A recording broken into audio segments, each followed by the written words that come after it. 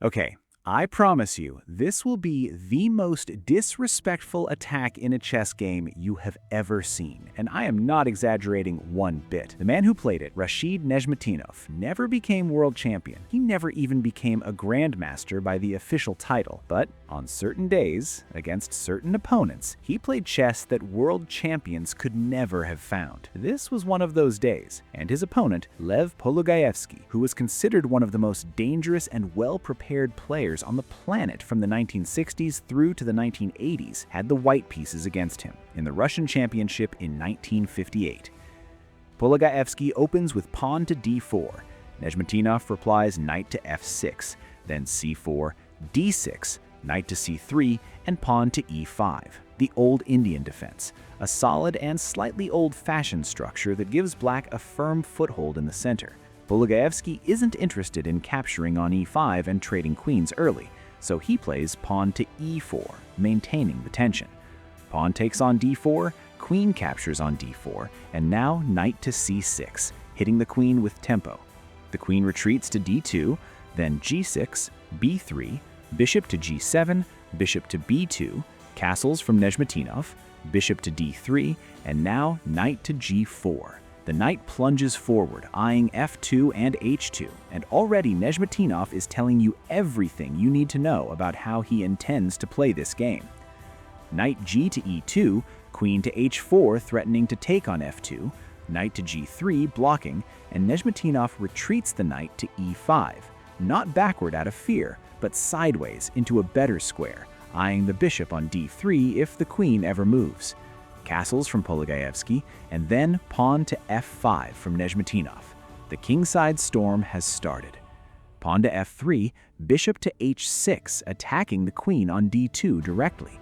Queen to d1, stepping out, pawn to f4, knight g to e2, and pawn to g5. Knight d5 from Polugayevsky. The knight lands on the most powerful square available, trying to assert something before the position spirals out of control. Pawn to g4 from Nezhmetdinov.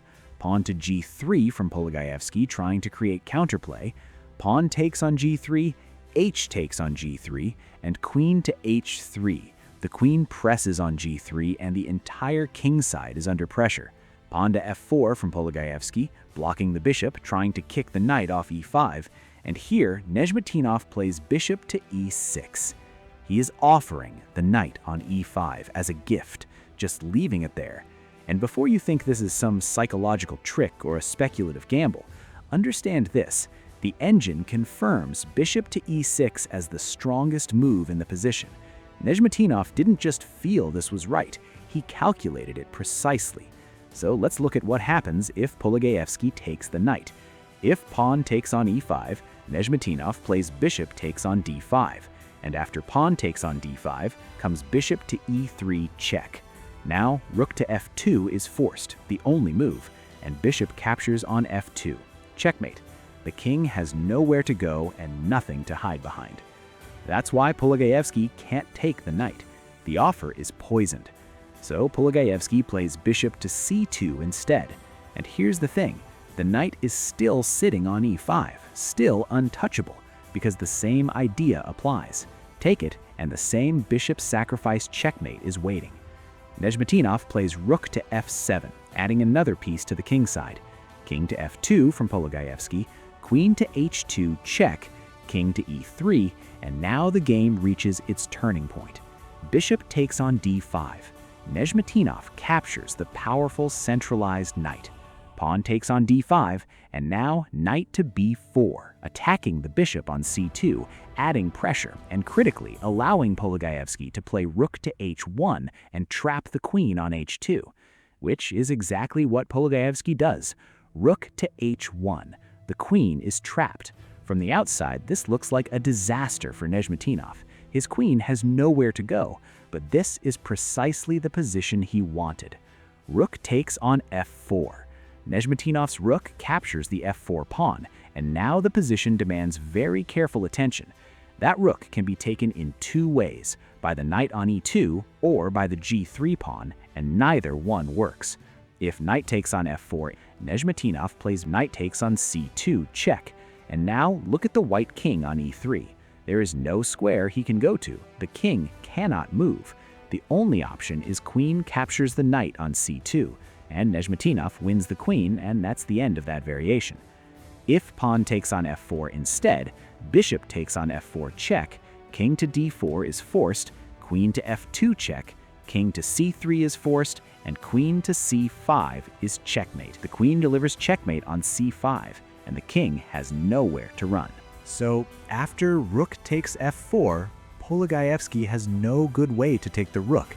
So naturally, the only thing left is to accept the queen sacrifice. Rook takes h2, and Nezhmetdinov plays rook to f3 check. King to d4, not a choice.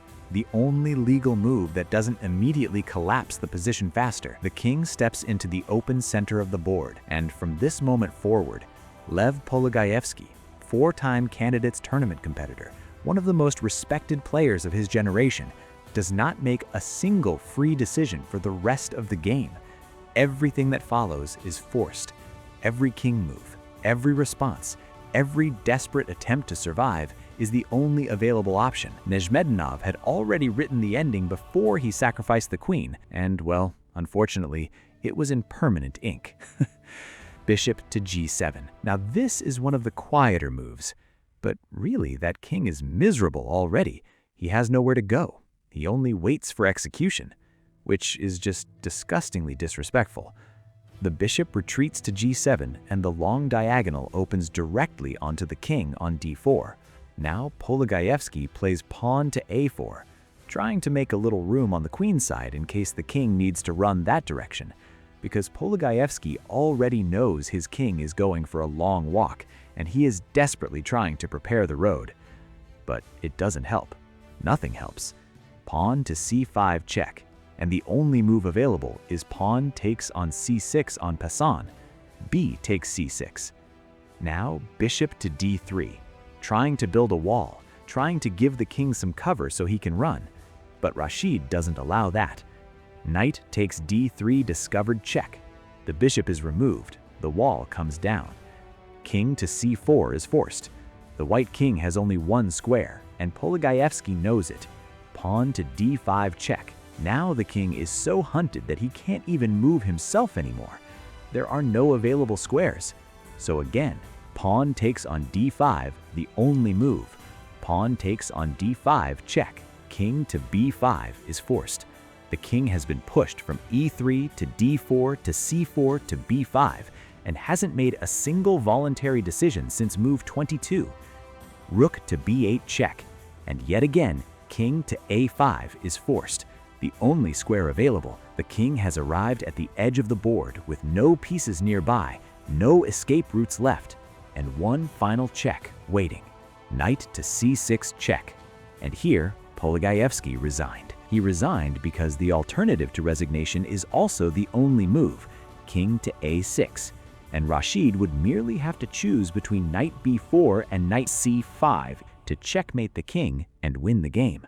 Oh my God. And although Nezhmetdinov never won the world championship, never accumulated the titles Polugayevsky earned, but on this day, playing black, starting second, against a four-time candidates tournament competitor who was as prepared and as dangerous as anyone alive, he took that king for a walk it never came back from. No reverse gear, not even once. To beat this high standards and become someone the world would wholeheartedly deem the GOAT would mean that that person just had to be special, and it just happens that the game that made that special one world champion is covered in this video. Go watch that next, and I'll see you there.